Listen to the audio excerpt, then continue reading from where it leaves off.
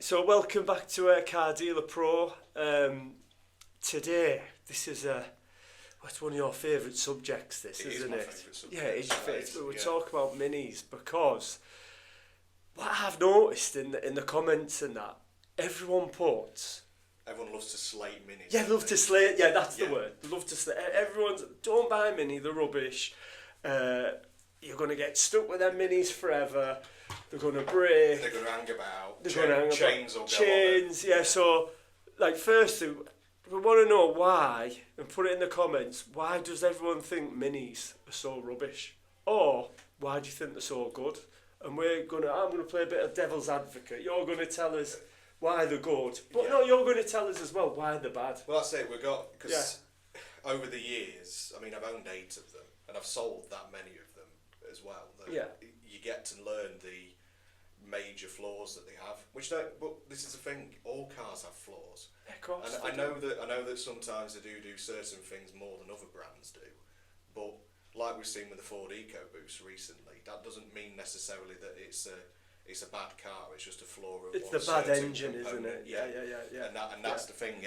Not every Ford Focus is tarred with the brush that the Yeah. EcoBoost gives it. It's just the Yeah. EcoBoost engine. Yeah. So- So we're gonna, I Yeah. suppose, educate people. I'm hoping so, And because- other people can educate us in the comments. Maybe the stuff that I must admit, I think I've sold well over 100 minis Yeah.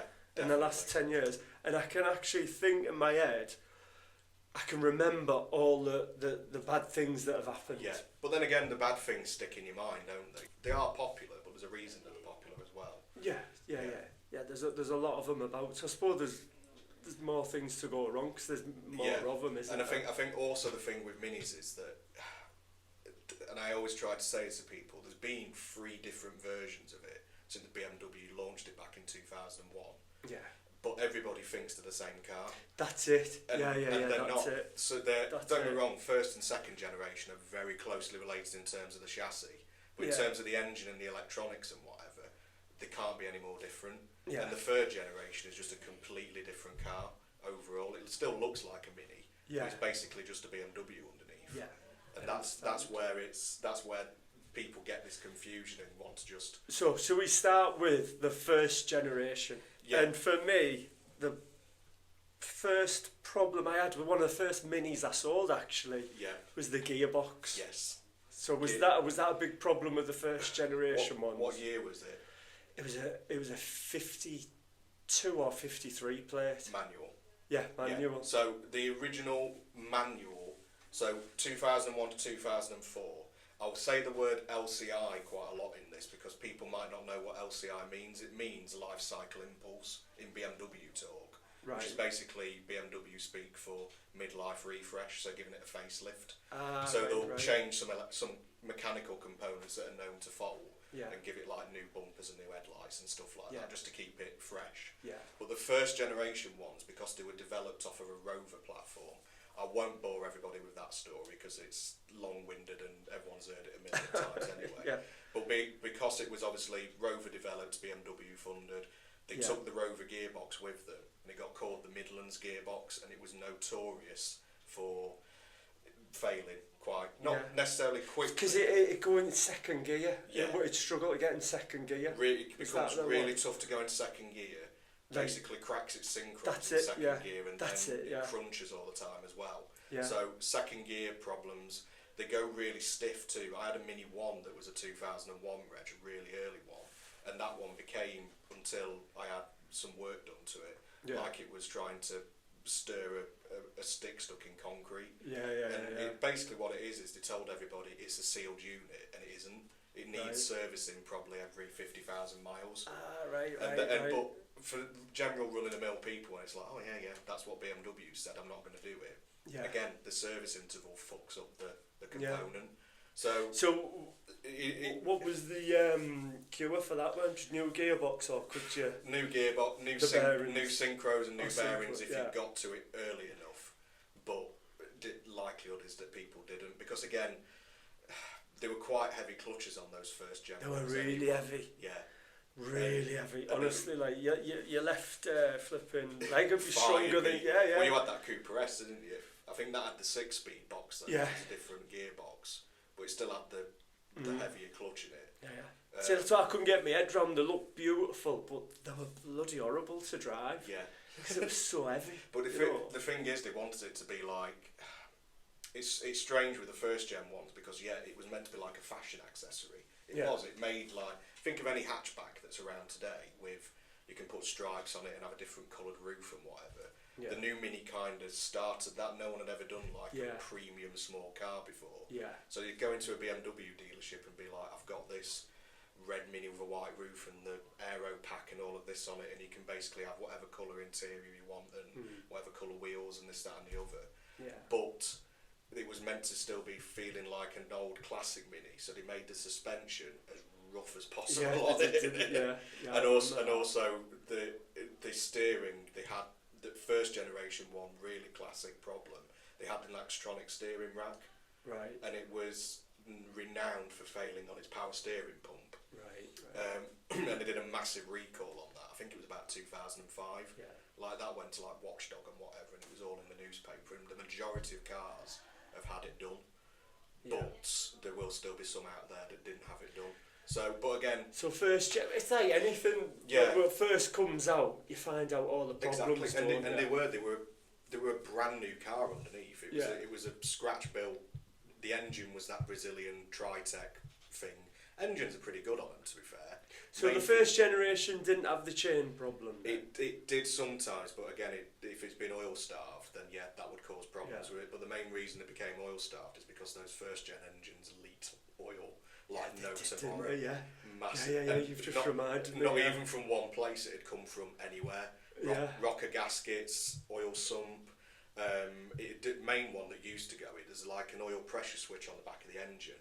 Yeah. And the plastic housing would crack, and then it would just piss oil out because it was under pressure for that pressure switch. Yeah. Put the lights on the dashboard and just piss oil out over the back of the manifold, but you'd never know it was leaking because it'd all burn off on the manifold. So because they become oil starved, and then they get problems with the bottom end and with the chain as well. But generally they're quite, compared to the second gen, that Peugeot engine, they're generally quite robust, those ones. Right. It's just when they, again, so second generation Peugeot engine. Yeah. That was the worst engine. Oh god, yeah. Right. Yeah, that's the one that if you see it and it's got no service history with it, walk away. If it's got good service history with it, take the precaution of having a chain done. Yeah. If it feels like it's not been done, if it's been done, and it's not within the last 10,000 miles, get it done again. But if it's within the last 10,000 miles, you'd be fine. Just keep on top of the servicing. Yeah. So you're looking for one that's been serviced to death. Yeah. But then at the same time, this is why I say to a lot of traders, there is money to be made out of them old Minis, because if you can pick them up with a chain that's snapped or stretched, but you know it needs replacing, and replacing, get it for because to actually replace it doesn't actually cost that much, does it? It's about 300-400 if that. Yeah, 400. And if you can get the parts yourself. Exactly. So if you can get it, and then you're going to advertise it, Mini with brand new chain on it, it's going to add a bit of value to it, isn't it? Possibly even put a new clutch in it because they're a pain in the arse to change. Yeah. Because it's so tight and the clutch is so far back on, you have to basically take the engine out to get to it in some cases, or take the whole front end off the car. Right. So if you're gonna buy one and you think it needs a clutch, just do it. Yeah. And you might be able to... How much is a clutch? 60-70 quid, isn't it? But then it's the labour cost for fitting it though. It can go like so if you've got it all off, just get the clutch in. Just do it. Yeah. That's the main thing to do. And just treat it as like you're renewing the car, you're refreshing it ready for... Because it might get another 50,000 miles out of it then. So that second generation, what year did that go up till then? 2006 up to 2013. Petrol and diesel as well. To be fair, the diesel wasn't too bad, apart from that 2 litre, which we'll get onto in a minute. Because you've had experience with that 2 litre with the silver. Yeah, because we sold it with a customer, and the engine bottom end went on it. But that's not a Peugeot engine. That's not the Peugeot BMW engine. It's a BMW engine, that's the BMW engine. Yeah. Which again, they're renowned for the chains in the BMWs that they're in. But the good thing with them is there's not many of them about, is there? No, they were quite rare in the Minis, but there'll be loads of those engines out in 1 Series and 3 Series and whatever. I think someone will tell me in the comments, was it the B28 or the B48, that's the engine designation for them. Right. Someone will tell me, but they did something to renew it, because I had an SD, I had a Mini, the third generation one, engine, and that was spot on. Yeah. No problems like that at all. It's basically the same engine, but they did something to cure that problem. Yeah. So this is the thing, if you get a car that's a bit later on in the life cycle, likelihood is that BMW did something along the way to try and cure it. Yeah. Because even like the post midlife refresh 2010 onward cars, the second gens, like my coupe, that N18 isn't renowned for stretching its chain as much as the engine that came before it, the N14. Right. But they still will do if they're not serviced regularly. Yeah. And that's just it. It comes down to the fact that the service intervals on them are too wide. Yeah. People, the advice. So they should have done it every 5,000. No, not 5,000. I'd say 10,000 maximum. And what did they advise it on? Oh, they advise like 15 to 18,000 in some cases. Right. And that's it. If you're going back to the dealership, all right, main dealer at servicing is great to see. Yeah. But if it's only been done every 15,000 miles, you start thinking, has this car had what it needs over its lifespan? So when did the Mini start getting good then? Third generation. No, to be fair, I will say that 2010, 11 cars, on from there, they were starting to get really good. Yeah. Later, like R56s and Pacemans and Countrymans, if you can pick ones up that are in good condition and have got that proof of regular servicing and whatever, absolutely spot on. Yeah. Because they were getting to a point where they'd invested enough into. They could do, because Mini was finally making money for BMW. That was the whole thing with it. So the third generation one, which is the F series, the majority of which we've got on the outside now. So is that what we're into now? That's what we're buying most of. But you've got to remember, first generation cars, the youngest of them, are 15 years old. Second gen cars, youngest of them are now 10 years old. That came out 10 years ago, that newer shape Mini, and it's been probably the most reliable one. I think early, because they put a 3-cylinder engine in it, the early 3-cylinder ones had a renowned problem with the valves and the Vanos system. But apart from that, once they've cured it, it's been spot on, Well, I've had I can tell you off the top of my head all the problems I've had. First generation gearbox, clutch problems. Second generation stereos. Yes.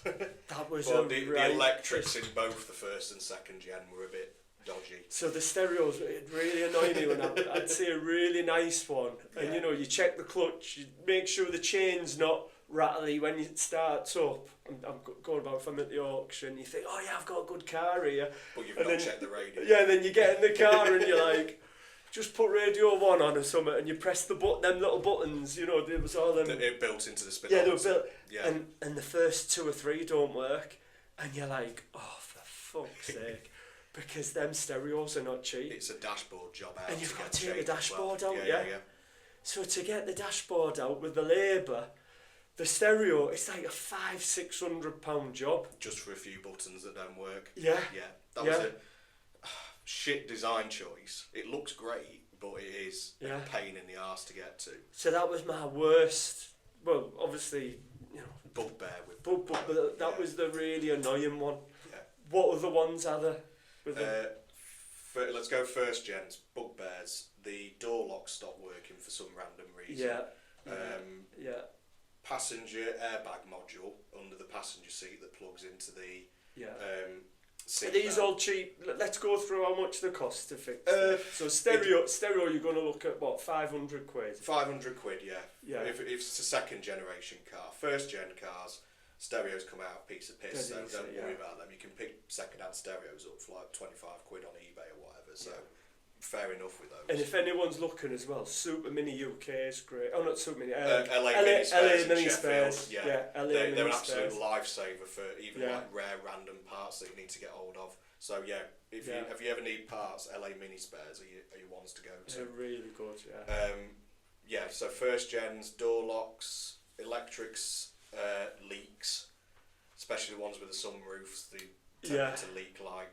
But then again, Most of them that had a sunroof did as well. Convertibles, they always seem to break the cassette motor in the middle that pulls the sunroof back on. Right. What else? Front fog lights, they tended to rust out and get gummed up over time as well. Yeah. But all this is like cheap stuff. Yeah, to fix. rear brake calipers tended to seize and bind quite a lot on them, and you can have them rebuilt and just cleaned up and put new pistons in them and whatever. But for each side, you're probably talking with parts. If you do need to replace the caliper, probably 170 odd quid per side if you if you're not getting it at a trade rate. Yeah. So that's already 350 quid's worth of brake calipers before you start on anything else. Yeah. Back exhaust boxes rusting out as well, so they're getting a whole... I was just going to say that. The that. heat shield. Heat shield, wasn't it? And then it started to rust the back of the... that happened on mine. It sounded like a rally car for a week. Yeah. Yeah, so they always used to go. I think that's covered most of everything on that one. Paint tends to be pretty thin on them as well. Yeah. Second gen cars, radio, steering wheel buttons stopping working. Yes, very annoying. Yeah, the passenger seat bolster just collapsing and stopping the tilt forward working on the seat as well. Yeah. Electric window modules just giving up for no random reason, but not stopping the window dropping completely. Yeah. You know, because the frameless windows and you pull it open, it stops it dropping down when you open the door. Yeah, yeah, So then it need resetting and... I remember that. Yeah. So then people will do it in cold day and smashing a window because it's frozen into the into the window seal. Aerials, we've got it on that R59. Just I think, but again, they're a generic part of most cars. That's just something that you is by the to be fair, all this stuff what you're saying it's is what nitpicky. normally goes wrong with cars. Yeah, it is. It's not just minis. Yeah. You know what I mean? And this is where again I get to that point of everything's being tarred with the same brush, even though generation to generation they're completely different cars, more or less underneath. Yeah. So, and I will say one thing though: classic minis used to rust. We know this, like no tomorrow. You hardly ever see rusty new minis, and if you do, they always go in the same place, which is under the lights at the back or on the boot lid. Yeah. And that because again, water leaks in around the boot seals, and that's what rusts them out. But in terms of like underneath, you might get surface. Spot on, aren't they? Yeah, you do sometimes get the subframes rusting out on the second generation ones, but that mainly as that car been living somewhere like near the sea or in Scotland or whatever. Again, likelihood any car like that, but they just seem to be a bit more susceptible to it. Definitely. Yeah. And then when I was at the auction at G3 last week, there was a paceman. Did you see that with all the condensation inside? Yeah. So is that a normal? That's door seals again. That's the door. So that's not a leak, because I was like, oh, this must have a leaking roof. So did that one have a pan roof on it? It had that. I'm sure it was the roof that it was like a convertible one. It was a bit like yours. Oh no, I can't remember. Coupe. Yeah. Yeah, coupe boot lids do leak because it's such a big, heavy boot lid. That when it gets slammed down so often, it goes out of out of whack. Yeah. So it needs adjusting up. So the likelihood is that it's just needs adjusting. Yeah. Mine does it a little bit, but you can't stop them because it's such a... They're fairly rare cars. Well, that's easy to fix. Oh yeah, easy to fix. So there you go. So, afternoon. Like me at the auction last week, I was like, oh, I'm staying away from that. It's going to be too much trouble. But if you know that that's a quick, easy fix, when it's going through the auction, it's going to go for cheap, and you'll be able to get it at the boot right area price. will probably need drying out. Yeah. The dehumidifier. But the best thing to do with any car is just quickly put your hand under the floor mats in the front as well, and check that it's not leaking in behind the door seals. Yeah. Because if it's wet in the floor well, if it's got a sunroof, it's definitely the sunroof that's leaking. If it's is that a pain in the ass to fix? Yeah, because the sunroof cassette has to come out to replace the seals around it, which is why not many of them got done. Right. I see what you mean. But again, it's only really first and second gens that do that. I've never known third generation sunroofs leak that much. Windscreens, because they're quite an upright windscreen on them, get chipped quite easily. Really bad chips. Bonnets, you can always tell if a car's had a crash, a Mini, because the bonnet won't line up properly. Because if it's been off and it's been replaced, trying to get the headlights back in the same alignment is just a nightmare.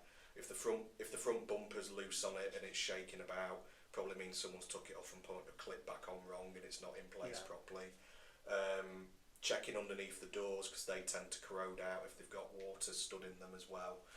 Again, but it's like Do you feel like you're slating minis? the 20 to 25-year-old cars, though, in some that's cases. That's the thing. It's like, but we'd be saying this. Oh, about a think Fiesta. About a Fiesta. Yeah, exactly. You can't say that £500 Fiesta we had in. How much rust was there on that compared to it does everything does it. I think it's just it's because called people, wear and tear, isn't it? But look, they're not as bad as Land Rovers. Oh God, no. At all. No. You know. You can set your watch by a Land Rover failing. Yeah, of course you can. And what we're trying to get across here is these problems that you're looking for, they are minor, most of them. Yeah. But we're showing you what the major ones are to steer clear of. That's just it. With every generation, first gen, gearbox, clutches, power steering pumps, big electrical faults, definitely. Second gens, the gearbox synchro on second, depending on which box it's which is the most expensive, apart from obviously an engine.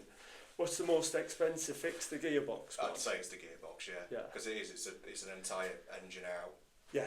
So you don't want to be buying ones with dodgy gearboxes, unless they're like dirt cheap. Yeah. Yeah. I think High Peak Autos had a Clubman recently that he did, and it had a second gear synchro problem. Yeah.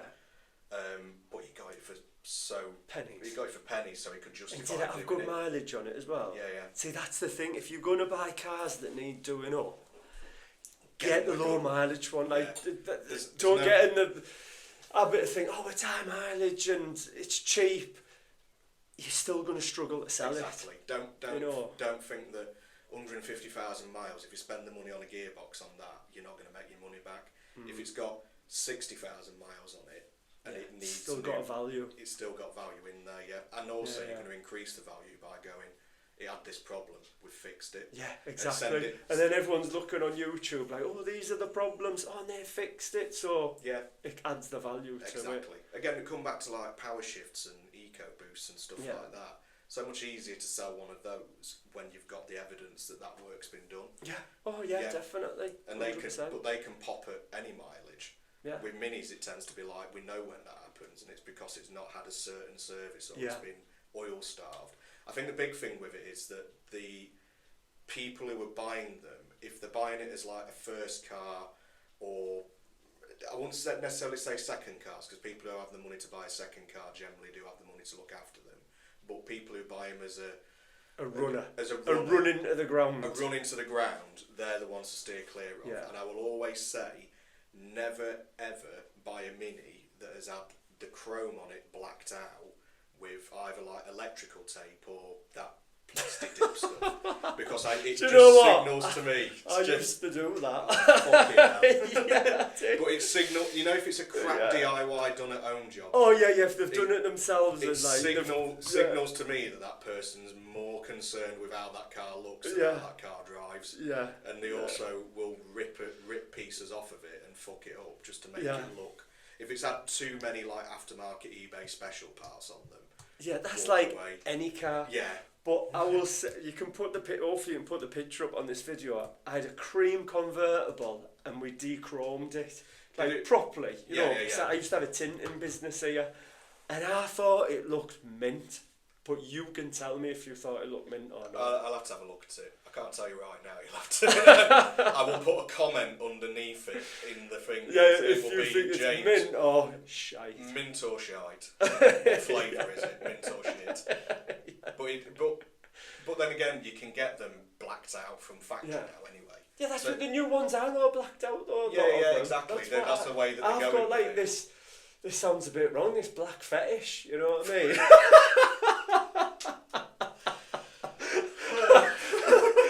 Do you know what I mean though? Like I just like I like the black wheels and I love the chrome, like being de-chromed. Yeah. You know, I just love it. But I'd say I'm not like everyone. I'm a like boring.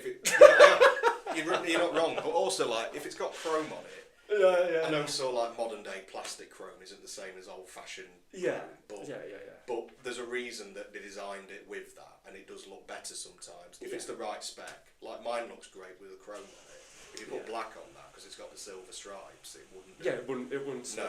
But also that's the thing as well, is like if it's got stripes and decals on it, just check the paint underneath, because if you need to take them off for whatever reason, if it's had bonnet stripes on it from 2003, it's not going to be. they're gonna, the rest of the paint Yeah. will have faded, but the paint underneath will be. Yeah. So if you take them off, But they'll be, you're gonna have to the replace stripe will be stripes. burnt on anyhow. Exactly. So you've got to like sand it all off and then just You've basically got to paint paint the it as bonnet. well. But that's the same Rennie Yeah. car that's got decals. Yeah, on it. yeah. Eventually they go like that. It's just that you're going to find more minis that have got decals Yeah. on.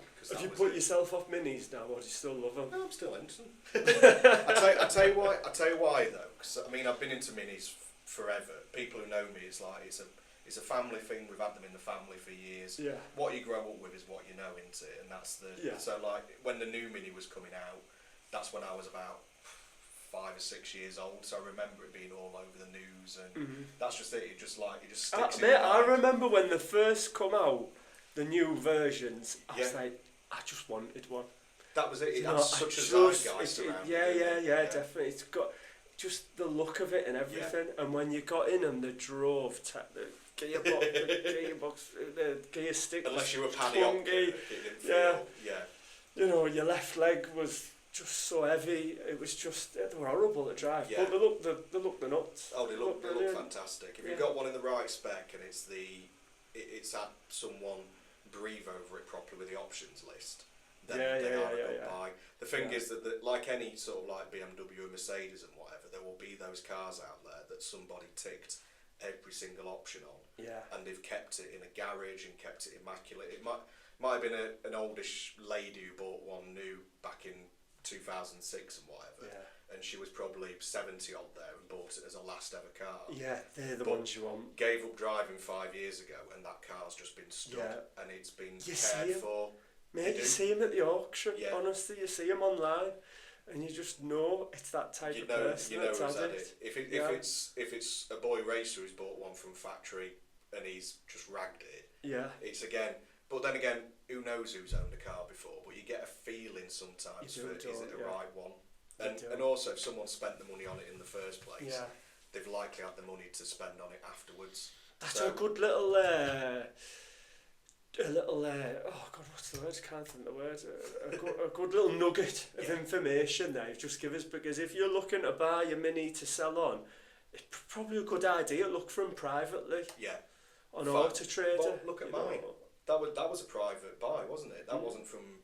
I mean, I bought it when I first started with you last year, but it was cheaper than it should have been if it was being sold retail. Well, But that's, the person still knew what they had, yeah. and I went to pick it up, and I was like, "Really, I should be giving you more money for this. But if you're happy with $4,000, buy." Yeah. That was just, That's it. and that car has had everything done to it. We put it up on the ramp, and it had brand new suspension on it That's at it. 92,000 miles. Like who spends money on a car doing that at 92,000 miles? It That's is someone we want to buy one off. exactly. Definitely. And the other thing is, when they're trying to sell it, if they've had all them optional extras, they might not, because Auto Trader doesn't tell you like, oh, it's Exactly. worth more money because you've Yeah. had all these Find- things. So Find a car that somebody has basically just plugged into We Buying a Car and got a value. that's it. off Yeah, it. yeah, yeah, And yeah. if it matches the trade or the Part X value on Auto Trader without the optional extras on it, add the optional extras on and just see what the difference is, because it might add Yeah. $2 or $3 to the retail price in some cases. And then you've just bought yourself a bargain. Absolutely. Yeah, But you've got to advertise it right then. That's Yeah. when you need to get in the advert all of the options. Because if someone just scrolls past it and it's just another red and white Mini that's on there, Yeah. they'll not click into the advert Yeah. and pay attention to it. Yeah. But people like me who are looking for them know what they're looking for. Yeah. Anybody who's just like, oh, I've always wanted a Mini, they Yeah. don't.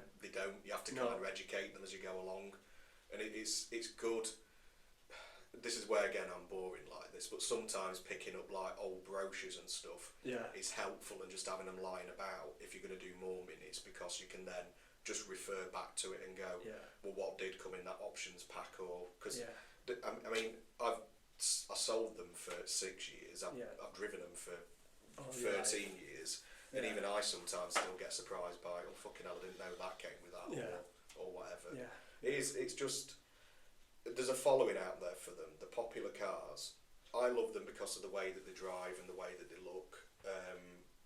I don't feel right unless I've got one. That's my. Yeah.